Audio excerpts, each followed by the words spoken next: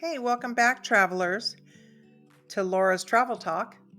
Today, in our continuing series of the 50 U.S. states, one state a week, we're going right to the Heartland. We're going to go look at Kansas.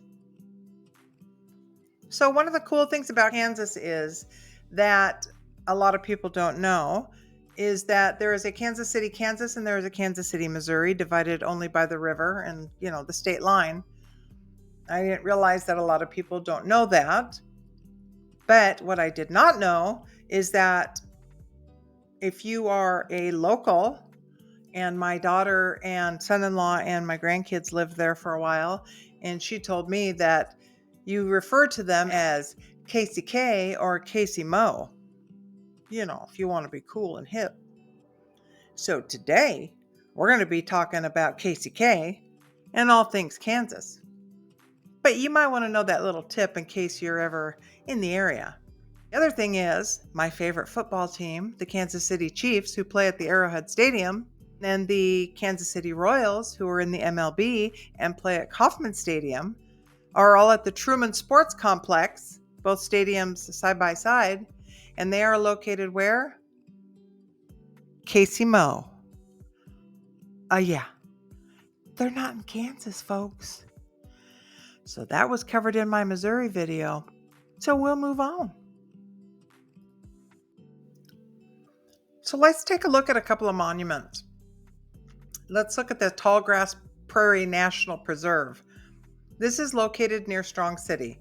This preserve offers a glimpse into the beauty and the history of the American Great Plains. And when you think of the plains, you think of that open prairie and the bison out there, so you can enjoy the scenic views, you can learn about native wildlife and the preservation efforts. But the bison and maybe a little structure like this every now and then, that looks like the Great Plains to me. And then we have Monument Rocks, the chalk pyramids. And these natural formations are located in western Kansas, and they're kind of a must-see. They're a natural landmark. But look at them. You can see all the lines of the years of sedimentation of all the rocks. If they were a tree, we'd be aging them by their rings. But it's pretty cool to see. So I think that's worth stopping by. Okay, next up, let's look at some historical buildings. The Kansas State House is in Topeka, the capital of Kansas, and this building is not only the seat of government, but also offers fascinating tours. You get the opportunity to go in and explore that dome, as well as look around at all the beautiful architecture inside. And then around that whole center area is a mural that tells the entire history of Kansas as you walk around. And then a few different monuments of people that are Kansonians from Kansas. Amelia Earhart is one, and the other is Dwight David Eisenhower, one of our U.S. presidents. So I think that's worth a peek in. And then they have the Old Cowtown Museum in Wichita. So the Old Cowtown Museum was really created, as Wild West was really becoming the Wild West. And everybody had to pass through Kansas that was heading west for, more land and gold and what have you. But this is kind of a living museum because they enact different events all the time. They have the Pony Express you can see there, and then they act like something broke out in the streets, and they have the old saddlery, and it's just kind of a cool place to go for a day with the kids and the family. And then really it was created, like I said earlier, for a place for the guys that were driving the herds across the country to unwind and clean up, and really Wichita filled that void. And so that's why they have this whole museum and keep it alive. So now let's look at something a little different. Let's look at the McIntyre Villa in Atchison. It is a gorgeous Victorian-style mansion with a fascinating history, and it's the most haunted property in Atchison, with paranormal reports by both visitors and staff. I should have done this one on my haunted videos. So there are haunted occurrences that happen in the villa, reportedly. There are lights turning on and off in a tower, which doesn't have electricity. Figures are seen in windows when no one is at home. The sounds of slamming doors throughout the night. Footsteps walking down the hallway on the second floor. Some say they feel uneasy on the second floor. They feel like somebody's watching them. Items tend to get moved from one location to another. Voices, temperature changes. The door on one of the sitting rooms upstairs opens on its own and a shadow person is sometimes seen. There's the scent of powdery woman's perfume and the hint of cigarettes, all the usual paranormal stuff. So there are now overnight tours available at the villa. So you can load up your equipment and go prepare for a haunted time and have a haunted slumber party. I know I'm in. Stacy, you coming? So now let's move on to a presidential site, the Dwight D. Eisenhower Presidential Library and Museum in Abilene. So Dwight Eisenhower lived from 1890 to 1969, better known as Ike. And this museum, in addition to just being a museum, it's also the site of his boyhood home and the presidential library. So it offers a lot of sight into his political and military life. And for those of you who are not aware, he was the 34th president of the United States and served from 1953 to 1961. Prior to that, he was a 5-star general in the Army. He was in World War II, and he was the supreme commander of the Allied forces in Europe. Sir. And this is, there's some displays of some of his uniforms. And I had to throw this in because everybody loves that famous picture after World War II of the sailor coming home and kissing a woman down in the middle of the street. I love that one. And then here is the burial site of both Dwight Eisenhower and his wife, Mamie. And then here is a picture of his boyhood home. So it's pretty cool. And he had a pretty storied life. So impressive.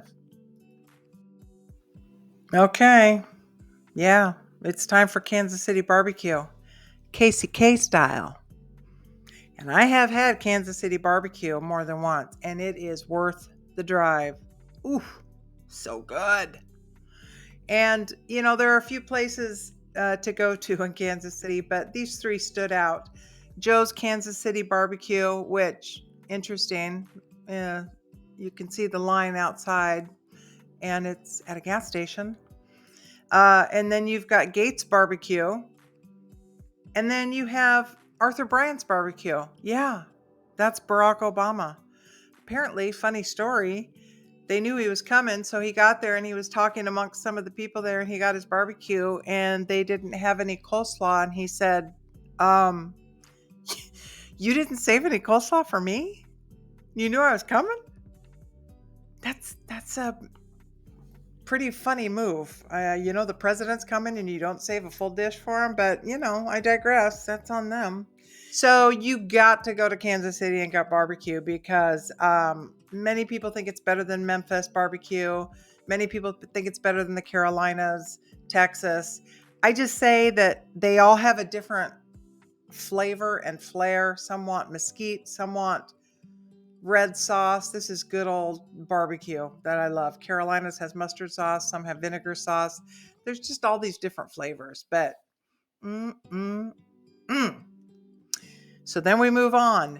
And Kansas City's also getting into the craft beer scene, and they have a lot of, breweries, and they have this expo. They have all these microbrewery type of beers, and you can see all the different styles and flavors. And, here's a picture of the state and all the different brews around. To me, it's like, how do you even drink beer anymore? I don't know how to do it. But I acquired an allergy to hops later in life, so I can't drink beer anymore anyway, which is worth losing my pinky over, but I digress. Enjoy. So, Here's a couple other must-sees while you're in Kansas. The Kansas Cosmosphere and Space Center in Hutchinson. This is a Smithsonian-affiliated space museum and is one of the most renowned in the country. It's got exhibits on space exploration, including artifacts from NASA, the Soviet Union, and even the Apollo missions, which go back to the 50s and 60s. Nope, 60s. Sorry, got my history confused for a minute. But it is interesting, and it'll feel like you're at a NASA location. Next up, we have the Stratica. The Stratica is a salt mine in Hutchinson, Kansas, and it was previously known as the Kansas Underground Salt Museum. So this museum is built within one of the world's largest deposits of rock salt formed 275 million years ago, and provides the opportunity to go 650 feet beneath the surface. The museum is located in the Hutchinson Salt Company mine, which began operation in 1923 as the Carey Salt Company. There's 14 other salt mines in the United States, but Stratica is the only one accessible to tourists. So let's recap. It's 275 million years old, and you get to go 650 feet beneath the Earth's surface. No, I'm not going. So one other interesting spot that I have been to in Wamega, Kansas, is that they celebrate their connection to the Wizard of Oz. There's Wizard of Oz Museum, statues, events. It's a whole Oz-themed atmosphere, restaurants, and it's kind of a cute little place to go. But I covered that in my unique and fun places to visit. So if you want more information on that, pop over to that video. And don't forget that at the end of my video, in the description, there are links for you to go to get to any of these places if you want more information. And I want to thank you all for joining me on this adventure, because I am sure having fun.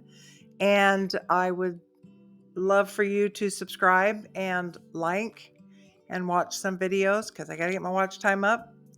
So don't forget about me, and I'll continue to post weekly. And until then, follow the yellow brick road.